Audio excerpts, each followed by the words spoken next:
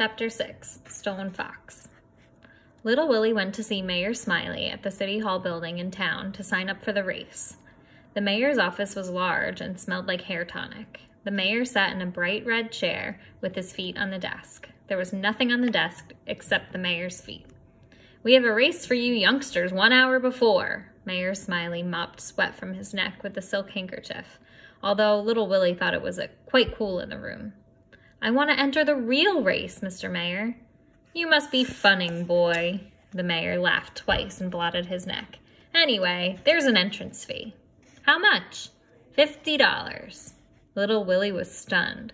That was a lot of money just to enter a race, but he was determined. He ran across the street to the bank. "Don't be stupid," Mr. Foster told Little Willie.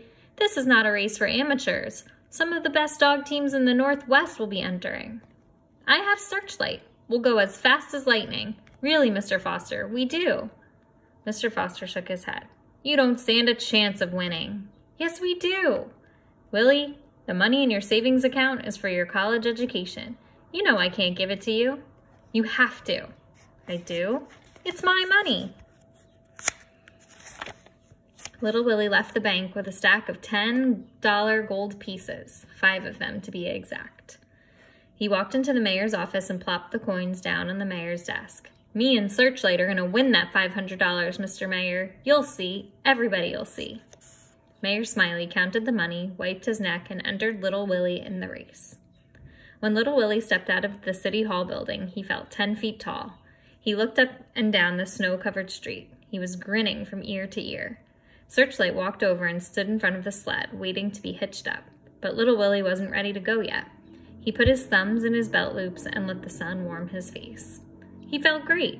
In his pocket was a map Mayor Smiley had given him, showing him the 10 miles the race covered. Down Main Street, right on North Road, Little Willie could hardly hold back his excitement. 5 miles of the race he traveled every day and knew with his eyes closed.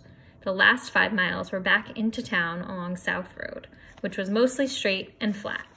It's speed that would count here, and with the lead he knew he would get in the first 5 miles, Little Willie was sure he could win. As Little Willie hitched Searchlight to the sled, something down at the end of the street, some moving objects, caught his eye. They were difficult to see because they were all white. There were 5 of them, and they were beautiful. In fact, they were the most beautiful Samoyeds Little Willie had ever seen. The dogs held up their heads proudly, strutted in unison. They pulled a large but lightly constructed sled. They also pulled a large but by no means lightly constructed man. Way down at the end of the street, the man looked normal, but as the sled got closer, the man got bigger and bigger. The man was an Indian, dressed in furs and leather, with moccasins that came all the way up to his knees.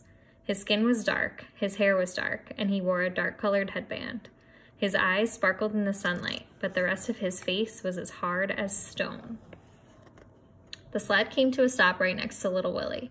The boy's mouth hung open as he tilted his head way back to look up at the man. Little Willie had never seen a giant before. "Gosh," Little Willie gasped. The Indian looked at Little Willie. His face was solid granite, but his eyes were alive and cunning. "Howdy," Little Willie blurted out, and he gave a nervous smile. But the Indian said nothing. His eyes shifted to Searchlight, who let out a soft moan but did not bark. The giant walked into the City Hall building. Word that Stone Fox had entered the race spread throughout the town of Jackson within the hour, and throughout the state of Wyoming within the day. Stories and legends about the awesome mountain man followed shortly. Little Willie had heard many of them at Lester's General Store. "Was this time in Denver he snapped a man's back with 2 fingers, said Dusty, the town drunk, but nobody believed him really. Little Willie learned that no white man had ever heard Stone Fox talk. Stone Fox refused to speak to the white man because of the treatment his people had received. His tribe, the Shoshone, who were peaceful seed gatherers, had been forced to leave Utah and settle on a reservation in Wyoming with another tribe called the Arapaho. Stone Fox's dream was for his people to return to their homeland. Stone Fox was using the money he won from racing to simply buy the land back. He had already purchased 4 farms and over 200 acres. That Stone Fox was smart, all right. In the next week, Little Willie and Searchlight went over the 10-mile track every day until they knew every inch of it by heart. Stone Fox hardly practiced at all. In fact, Little Willie only saw Stone Fox do the course once, and then he sure wasn't going very fast. The race was scheduled for Saturday morning at 10 o'clock. Only 9 sleds were entered. Mayor Smiley had hoped for more contestants, but after Stone Fox had entered, well, you couldn't blame people for wanting to save their money. It was true, Stone Fox had never lost a race, but Little Willie wasn't worried. He had made up his mind to win, and nothing was going to stop him, not even Stone Fox.